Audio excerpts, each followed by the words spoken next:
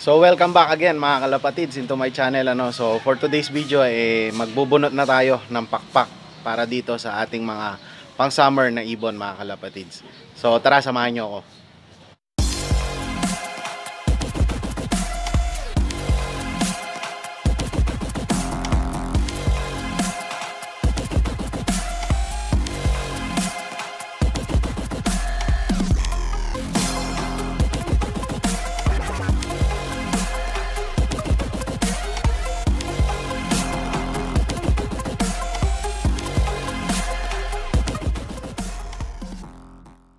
Ito nga mga kalapatids, as you can see, papasok muna tayo dito sa loft natin ng mga pang summer natin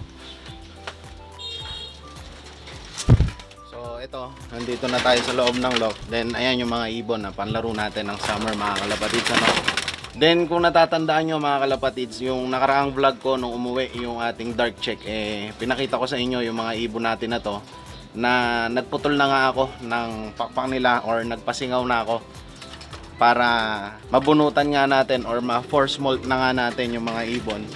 And pagdating ng karera mababa na yung tsansa na magbawas sila ng pakpak mga kalapatids And itong pagpo-force molt mga kalapatids, ginagawa to para yun nga, pagdating ng karera, kompleto yung pakpak nila bago lahat, and from the start ng training kompleto yung pakpak nila hanggang sa tumapos ng karera mga kalapatids, kompleto. So itong proseso na to madalas ginagawa naman, hindi lang tayo, lahat ng fancier mga kalapatids ginagawa to yung pagpo-force molt. So ayan, mapansin nyo, ayan. Then kasabay nito mga kalapatids ayan, kung makikita nyo, medyo maliwanag lang, pero ayan, yung nasa labas, bino-viewing ko na mga kalapatids yung ating mga pang North 2020 natin or yung pang winter natin na panglaro. Yung first clutch natin, ayan, nasa labas sila sa landing board. So viewing yan mga kalapatids para ma-familiarize na sila sa labas mga kalapatids. Then ito nga, sabi ko nga before is nagpasingaw na ako ng pakpak nung linggo pa. So nagputol na ako linggo. And titingnan natin ngayon kung pwede na. Ngayon kasi Sabado mga kalapatids Then nagload na nga tayo ng ibon kahapon, or kagabi pala, 3 ibon. Friday kahapon nagload tayo.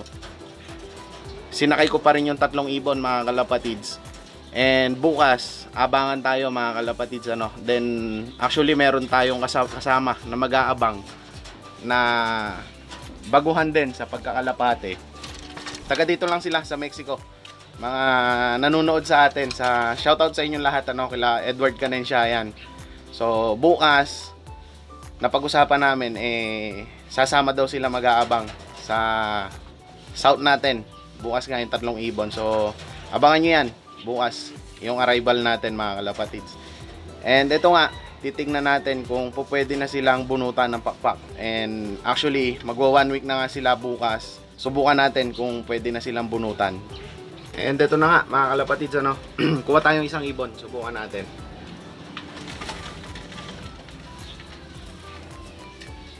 So ito yung isang ibon natin na ayan, kung mapapansin nyo mga kalapatids, putol Sabi ko nga sa inyo is pinasigaw ko na, 1 linggo na sila. Then try natin kung pwede na silang bunutan.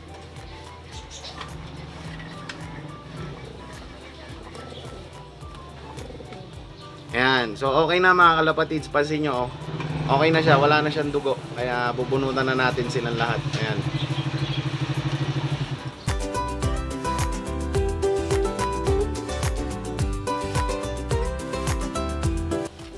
So ayan mga kalapatids, okay na siya Pansin nyo, nabunot na.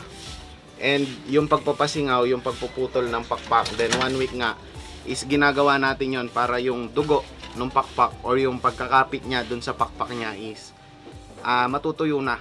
Then madali na siyang bunutin mga kalapatid. Sa mga baguhan san trivia sa inyo.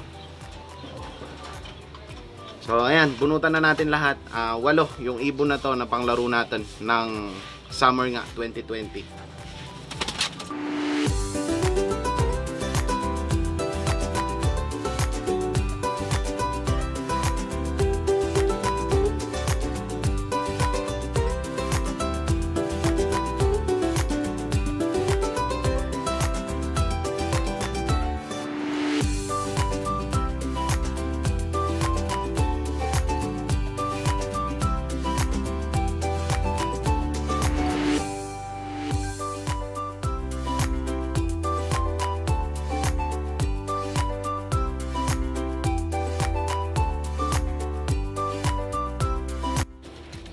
So ito na mga kalapatids, lahat nabunutan na natin sila.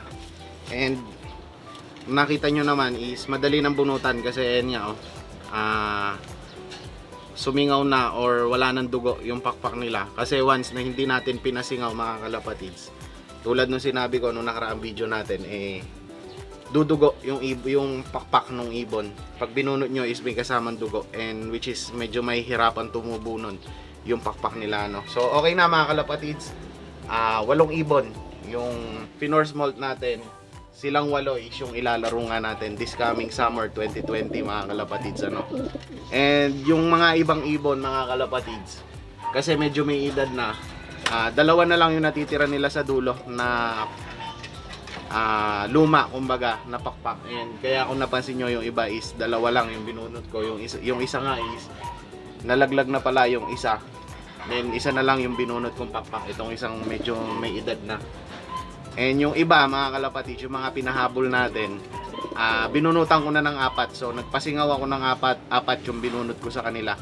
Then sa mga hindi nakakaalam mga kalapatids, ang pinaka-importante lang naman kasi sa pakpak ng kalapate is yung 3 doon sa dulo. Pero ako ang ginagawa ko, 4 na yung binubunot ko para masigurado, ano.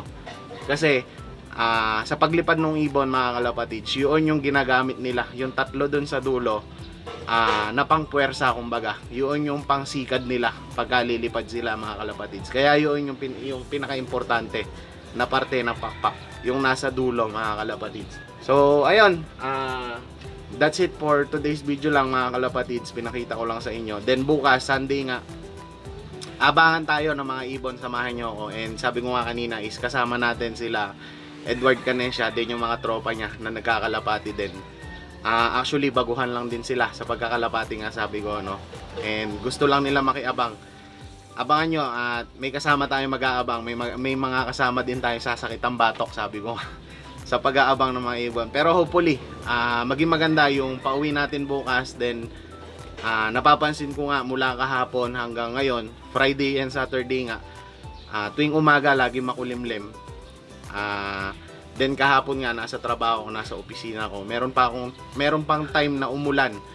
Bandang bago magtanghali ata umulan pa. So bukas Sunday, sana wag naman ganon. Sana makisama yung panahon para yung mga ibon natin is hindi masyado mahirapan sa pag-uwi, ano. And yun nga, may kasama tayong mag-aabang. Sana hindi tayong pahiya ng mga ibon natin. Meron dumating sana. So ayun, that's it for today's video. Bago ko tapusin yung video na to mga kalapatids, syempre shoutout muna tayo, no. So ito yung mga nagpapa-shoutout mga kalapatids, ano. Shoutout po kay Al Antonio, kay Norbert Veligano from San Pedro, Laguna, kay Tom Barona, Pigeon Fancier TV, kay Dablop from Palayan City, Nueva Ecija. So shoutout din kay Jason Law, isang vlogger mga kalapatids. Pasyalan nyo yung kanyang channel, supportahan nyo rin, ano. Then kay Jesse Jefflop, Santa Ana.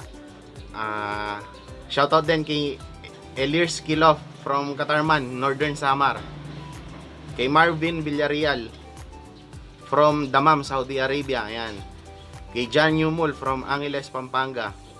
Shoutout din kay Aris Ginto from Mexico. And ito nga yung yung shoutout galing kay Edward Canesia. So sila yung makakasama natin bukas, ano.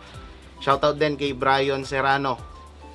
Shoutout din kay Mads Kaugiran. Ito, special mention kay Mads Kaugiran. Isang napaka-supportive na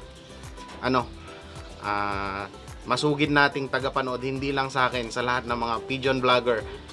Napapansin ko to lagi. So shoutout sa iyo Mads Kaugiran. Darating ang panahon makakabawi din kami sa iyo, no. Then shoutout din kay ACF Love TV, kay Jeffrey Dipay, kay Shian J. Shoutout din kay Arco Polo Antonio Reyes from Osaka, Japan. Kay JG Ancheta from Mandaluyong. Shoutout din kay Jonel Gozun from Mexico. Then kay 3J Love ng ARPF from Florida Blanca ata ito mga kalapatids, ano. Then shoutout din kay Kids Love TV. Shoutout din kay Ronel Marcelo from Arayat, Pampanga. Kay Luzmindo Make It Fake It. Ayan. Then shoutout din kay Nilo Medina from California. Kay Homer Razon from Japan. Shoutout din kay Jason Salvador from Calamba, Laguna. Kay Pamandanan Love from San Agustin, Magalang. Shoutout din kay Elias Abais from Malabon City. Kay Lex Santos, then lastly kay Gerson Canlubo from Batangas, mga kalapatids. So, yun lang yung mga nagpapa-shoutout. Sa mga gusto magpa-shoutout, mga kalapatids, just comment below, huwag kayong mahiya.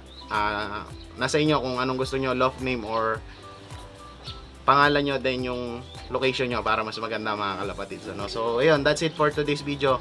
Abangan tayo bukas linggo.